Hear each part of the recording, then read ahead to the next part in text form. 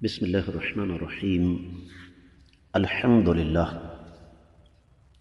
للہ حمدا کثیرا طیبا مبارکا فیہ والصلاة والسلام علی من ارسلہ اللہ بالہدى ودین الحق لیظہرہ علی الدین کلہ۔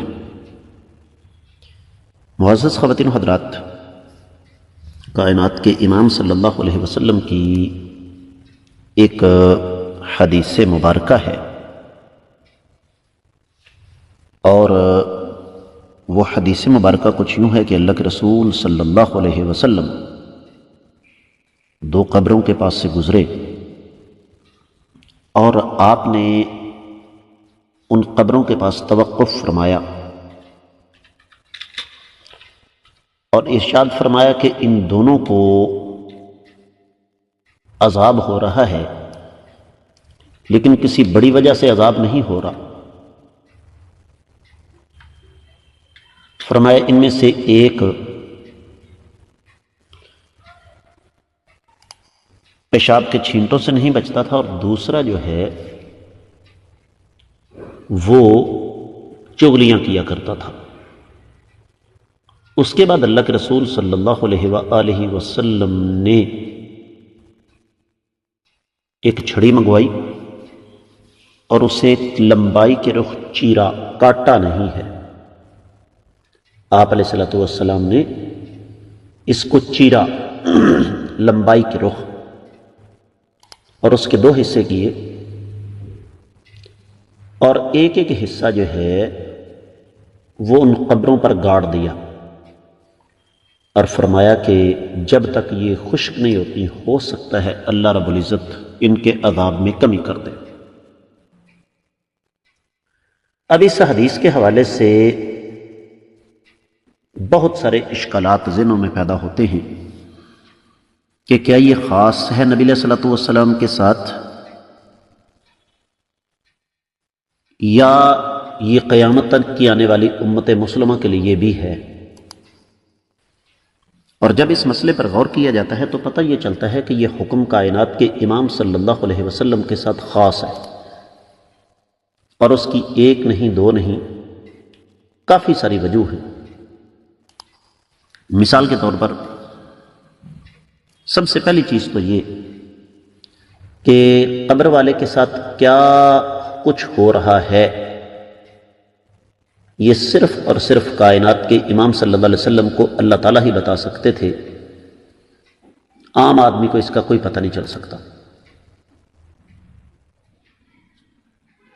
اگر ہم ایسا کرتے ہیں تو اس کا مطلب یہ ہوا کہ نعوذ باللہ یا تو ہم پر وحی آئی، یا پھر ہم نے اپنے طور پر یہ فرض کر لیا کہ میت کو عذاب ہو رہا ہے۔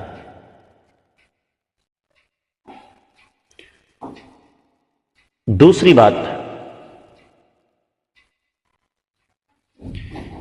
کہ اللہ کے رسول صلی اللہ علیہ وسلم اس دنیا میں اس لیے تشریف لائے کہ اپنی امت کو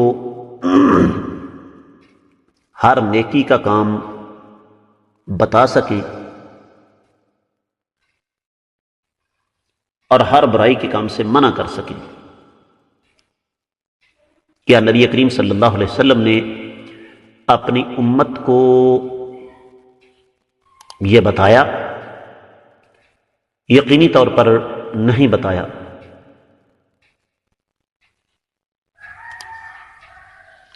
تیسری چیز یہ ہے کہ کائنات کی تاریخ میں امام الانبیاء محمد رسول اللہ صلی اللہ علیہ وسلم کے سب سے بڑے پیروکار صحابہ کرام رضوان اللہ علیہم اجمعین ہیں۔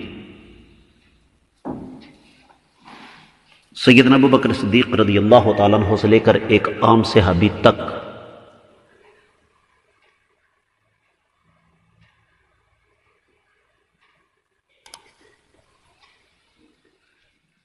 تو کسی صحابی نے بھی اس چیز کو اختیار نہیں کیا۔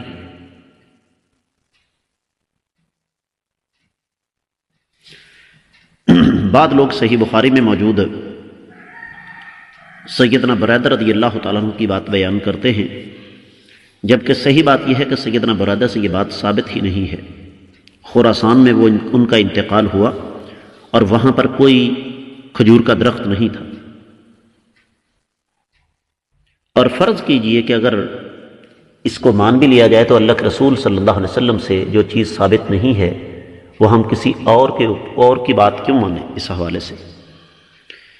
چوتھی بات یہ ہے کہ اگر ہم یہ سمجھ لیں کہ بھئی چھڑی گاڑنے سے قبر کے عذاب میں کمی ہو جاتی ہے تو یہ ایک مخلوق کے ساتھ تعلق قائم ہو جائے گا جو کہ شرک کا راستہ کھولتا ہے۔ پانچویں بات یہ ہے کہ اگر چھڑی گاڑنے سے عذاب قبر میں تخفیف ہو سکتی تو یقینی طور پر تمام کے تمام جو گناہگار ہیں وہ بخشے جاتے ہیں، یہاں تک کہ کافر بھی۔ چھٹی بات یہ ہے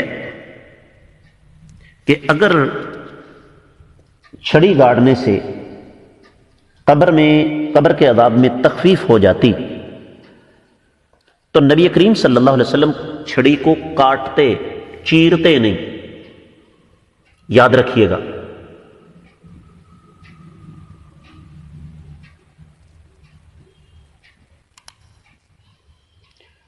اور پھر ساتویں بات یہ ہے کہ قبر کے عذاب میں اگر تخفیف یا کمی چھڑی کی وجہ سے ہو جاتی تو اللہ کے رسول صلی اللہ علیہ وسلم کسی ایسے درخت کی چھڑی کا انتخاب کرتے جو خشک ہونے میں وقت لگاتا ہے، اور آپ علیہ الصلوۃ والسلام اچھی خاصی موٹی چھڑی لیتے۔ اور آٹھویں بات یہ ہے کہ سیدنا جابر سے یہ روایت ہے، لمبی حدیث ہے۔ سیدنا جابر فرماتے ہیں میں نے آقا علیہ الصلوۃ والسلام سے پوچھا کہ آپ نے ایسا کیوں کیا ہے؟ تو آپ علیہ الصلوۃ والسلام نے فرمایا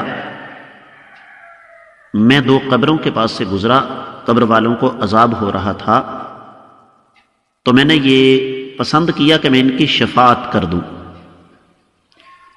اس کا مطلب یہ ہوا کہ اصل میں جو بخشش ہے وہ نبی علیہ الصلوۃ والسلام کی شفاعت کے ساتھ ہے۔ تو حاصل کلام یہ ہے کہ قبروں پر چھڑی گاڑنا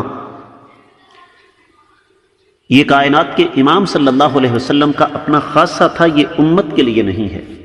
اگر ہم ایسا کرتے ہیں تو یہ شریعت کے بھی خلاف ہے، عقل کے بھی خلاف ہے، اور پھر اس سے ایسے راستے کھل جائیں گے جن کو بند کرنا ہمارے لیے ممکن نہیں ہوگا۔ اللہ تعالیٰ سے دعا ہے کہ رب کائنات ہمیں ان چیزوں سے بچنے کی توفیق عطا فرمائے، اور اللہ رب العزت ہمیں سنت کے مطابق اپنی زندگیاں بسر کرنے کی توفیق عطا فرمائے۔ اقول قولی ھذا وآخر دعوانا ان الحمد للہ رب العالمین۔